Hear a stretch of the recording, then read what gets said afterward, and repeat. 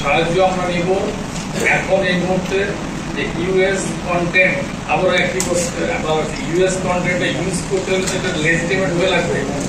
আপনি একটা এক্সপোর্ট করলেন না, লিখে দিলেন আমরা এখানে ইউএস কন্টেন্ট তো অ্যাকসেপ্ট হবে না। তো ওখানে ট্রেসিবিলিটি লাগবে, থার্ড পার্টি সার্টিফিকেশন লাগবে।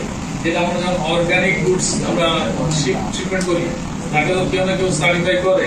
সিমিলারতে কোনো না কোনো সার্টিফাইড বডি এবং সেই সার্টিফাইড বডি অ্যাকসেপ্টেড হয়ে যাবে। আমি যেহেতু করেছি এখানে অ্যাকসেপ্টেড হয়ে যাবে বাই ইউএস কাস্টমস।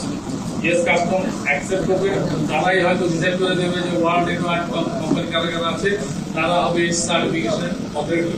তো এই ডিসকাশন করবো আমরা আমাদের কাউন্টারপার্ট ওখানে যারা আছে তাদের সাথে, এবং বাংলাদেশ গভর্নমেন্ট যারা নেগোসিয়েট করে এসছেন তাদের কাছে জানার পরে এটা নিয়ে কাজ করবো।